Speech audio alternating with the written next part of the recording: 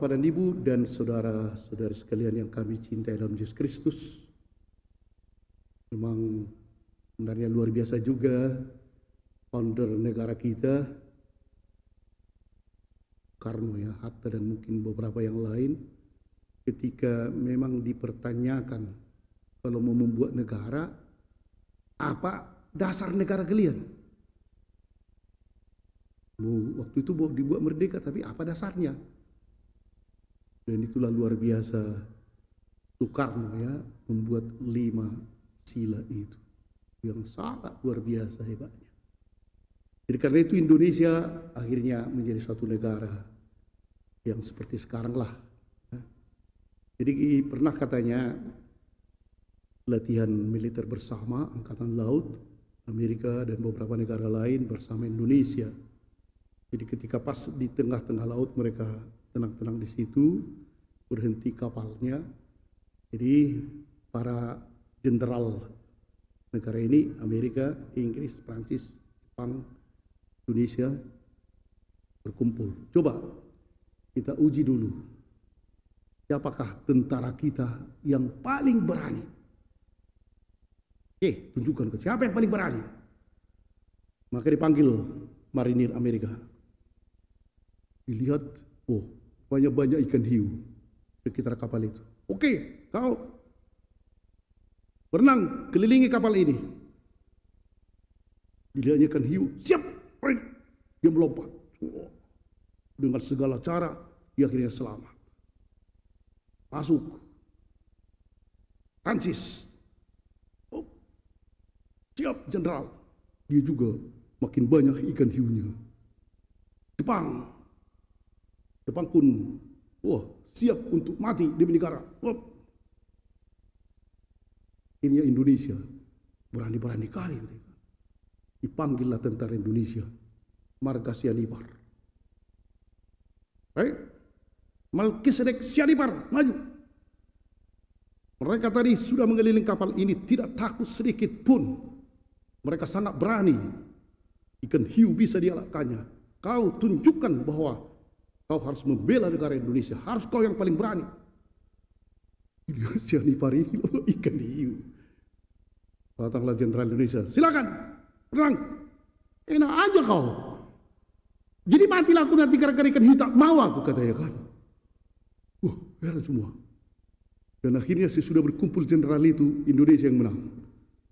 Dia paling berani bisa melawan jenderal, katanya kan. Bukan itu. Karena hebat juga anak buahmu ya, berani dia melawan jenderal. Tentara aku tidak berani. Itulah marga Sianipar, katanya kan. Itulah orang Indonesia. Bagaimana dipikirnya kalau ikan hiu itu berani, yang paling berani ialah bahwa dia berani melawan jenderal pun dilawannya. Para bapak dan ibu dan saudara sekalian, pada hari ini itu tadi hanya cerita karena kita merayakan lahirnya Pancasila ya, negara kita ini. Sebenarnya di dalam orang Yahudi itu ada 3 sejenis partai lah kita kata ya. Orang-orang Farisi, jadi orang Herodian. Kemudian ada lagi sebenarnya Zelot. Itu yang si Barnabas ya. Yang lepas itu 3 partai ini, tapi sekarang 2 ingin menjebak Yesus karena mulai Yesus terkenal dan pengaruh orang Farisi dan Herodian makin kurang, maka mari dikirim utusan menjebak. Bagaimanakah? Apakah harus membayar pajak kepada kaisar atau tidak? Yang jelas memang orang Farisi membayar pajak walaupun dengan penuh sungut-sungut dan sangat keberatan. Zelot itu sama sekali tidak mau membayar pajak, karena itu mereka memberontak dan menjadi pemberontaklah mereka kan. Pergi ke gurun dan mereka selalu menyerang tentara Romawi. Yang ketiga ini orang Herodian, justru mereka kerjasama dengan penjajah. Mereka inilah semua pemungut cukai, pegawai dan seterusnya, mereka membayar pajak. Jadi Yesus mau dijebak, tapi disitulah rupanya satu yang kalau kita katakan brilian sekali ya.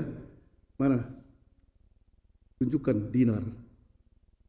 Ini ada gambar kaisar. Berikanlah kepada kaisar apa yang haknya, berikanlah kepada Allah apa yang haknya. Mati kutu mereka kan. seperti orang Indonesia mati kutu, yang lain kau yang menang, katanya kan. Dan mereka sangat heran mendengar dia. Memang kita sebagai orang Kristen, orang Katolik, sebenarnya sama sekali tak pernah kita melawan negara. Kita warga negara ya, yang luar biasa kan, selalu istilah kita itu 100% Indonesia, 100% Katolik. Itu sangat dipuji oleh penyiar-penyiar dari Cokro TV kan. 100% Indonesia, 100% Katolik. Karena memang kalau kita lihat surat Paulus kepada umat di Roma, betul dikatakan di situ ya, bahwa pemerintah itu sebenarnya kita harus mentaati pemerintah karena memang mereka itu adalah yang diutus oleh Allah untuk membuat kebaikan. Hanya orang yang jahat, orang yang berbuat jahat harus takut kepada pemerintah. Malahan dikatakan di situ, bayarlah pajak kepada pemerintah karena mereka itu hamba-hamba Allah demi kebaikan negara. Jadi kita betul-betul kita sangat menghormati kepala negara. Karena untuk kita kepala negara itu adalah presentasi Allah di tengah-tengah kita untuk memimpin satu kelompok masyarakat. Ya kalau tidak bagaimana bisa hidup? Dan itulah prinsip yang ditunjukkan oleh Yesus di sini dan dikembangkan. Jadi kewajiban kita kepada Allah tidak menghapus kewajiban kita kepada negara. Jangan akhirnya kan, oh demi Allah, tak ada nasionalisme katanya pula kan. Hanya agamaisme. Yang di luar agama kita benci. Enggak, kita tidak. Sama sekali kita tidak seperti itu.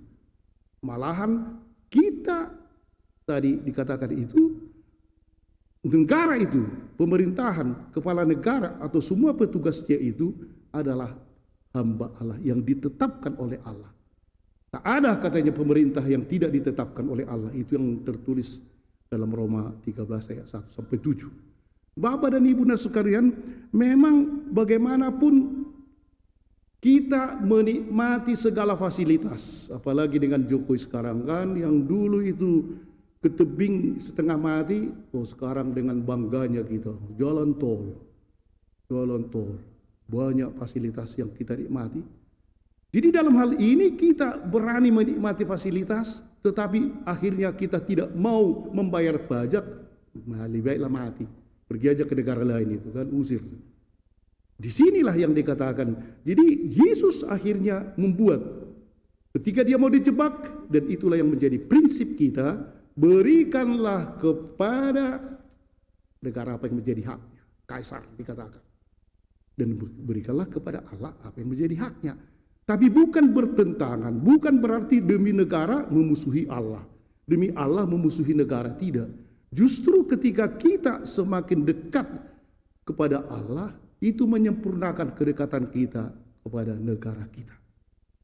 Bapak dan Ibu dan sekalian, inilah saya kira yang ditunjukkan oleh Yesus pada hari ini kepada kita. Marilah kita, apalagi ini lahirnya Pancasila, mari kita berbangga sebagai orang Indonesia. Dan kita tetap membuat yang terbaik bagi negara kita.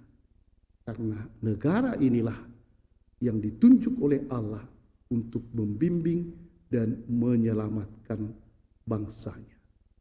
Amin.